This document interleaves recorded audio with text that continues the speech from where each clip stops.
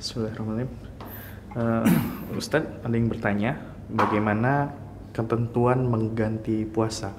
Jadi siapa saja yang harus membayar fidyah atau siapa saja yang harus menggantinya? Lalu kira-kira dalilnya apa ya, Ustadz? Baik, bismillahirrahmanirrahim. Mengenai fidyah juga qadha, artinya mereka yang boleh tidak berpuasa kemudian menggantinya di waktu lain, juga mereka yang tidak berpuasa kemudian diharuskan membayar fidyah.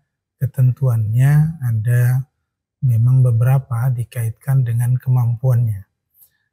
Di dalam Al-Quran, di dalam surat Al-Baqarah disampaikan wa 'alal ladzina yutiquna fidyatun ta'amun miskin, maka fidyah itu objek penerimanya adalah orang miskin. Itu sudah jelas, artinya mereka yang tidak mampu. Terus siapa saja yang boleh membayar fidyah, siapa saja yang mengqadha itu?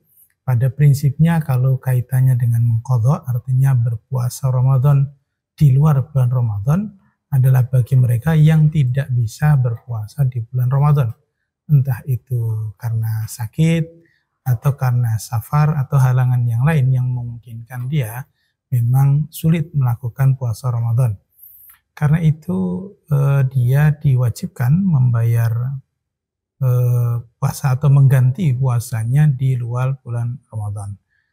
Namun demikian tentu para ulama memberikan batasan. Jadi batasan itu tentu sebagaimana hutang layaknya lebih cepat tentu lebih bagus. Kalau ada yang kemudian bolehkah itu di qadanya sampai bulan Sya'ban semenjelang Ramadan seperti bulan ini, tentu lebih baik tidak. Jadi sebisa mungkin lebih cepat lebih baik. Tapi andai kata ada yang belum terbayarkan, mungkin sudah 2-3 tahun lalu, nampaknya ada yang belum tergantikan puasa Ramadannya, apakah boleh digantikan di tahun ini? Tetap boleh, tapi tentu kita harus banyak beristighfar. Yang kedua terkait dengan fidyah. Fidyah ini memberi makan orang miskin sebagai ganti mereka yang tidak bisa berpuasa di bulan Ramadan. Juga ada tambahannya, juga mereka yang tidak bisa mengqadhanya. Itu prinsip awalnya. Jadi mereka yang tidak bisa mengganti di luar Ramadan, juga dia tidak bisa menggantinya, atau kemudian dia hanya punya kemampuan itu untuk membayar fidyah, maka memang cukup untuk membayar fidyah.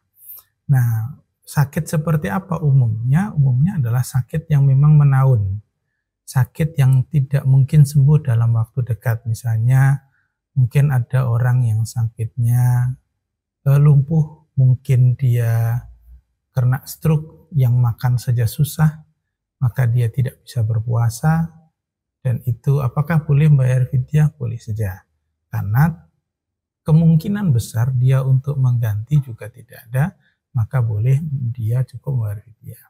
Termasuk seorang ibu, baik yang sedang hamil maupun menyusui, karena hamil dan menyusui ini juga bagian dari syariat yang memang biasanya cukup melemahkan fisik seorang ibu, maka dibolehkan dia untuk membayar fidyah. Jadi tidak mengqadhanya, tapi cukup membayar fidyah. Namun demikian, beberapa ulama memberikan catatan terkait ibu ini. Jadi ada yang memberikan catatan bahwa bagi mereka yang sedang menyusui, kalaupun dia memang ingin memberikan fidyah, jadi artinya tidak perlu nanti mengqadha, boleh saja, tapi kalaupun nanti dia mengqadha juga, itu juga diperbolehkan. Artinya fidyah iya, qadha iya, apakah boleh? Prinsipnya tidak masalah. Karena kalimat Qur'annya, wa in tatawwa'a khairan fahuwa khairul lah, wa in tasumu khairul lakum. Jadi kalau puasa, artinya puasa baik di bulan itu maupun di qadha, itu tentu lebih baik daripada sekedar fidyah. Tapi kalau tidak bisa, ya fidyah saja. Atau bagi mereka yang bukan sakit tapi orang tua yang usianya katakanlah 70-an, fisiknya lemah, pengen puasa nggak kuat, tapi kalaupun nggak kuat, tentu juga apakah berikutnya nggak kuat lagi, kemungkinan juga tidak kuat lagi untuk menggantinya, maka cukup membayar fidyah saja, tidak perlu mengqadhanya. Terakhir terkait dengan fidyah dan qadha ini, Ada juga riwayat dari Rasulullah SAW terkait dengan apakah orang yang dia tidak bisa berpuasa atau punya hutang puasa boleh digantikan oleh orang lain, oleh keluarganya.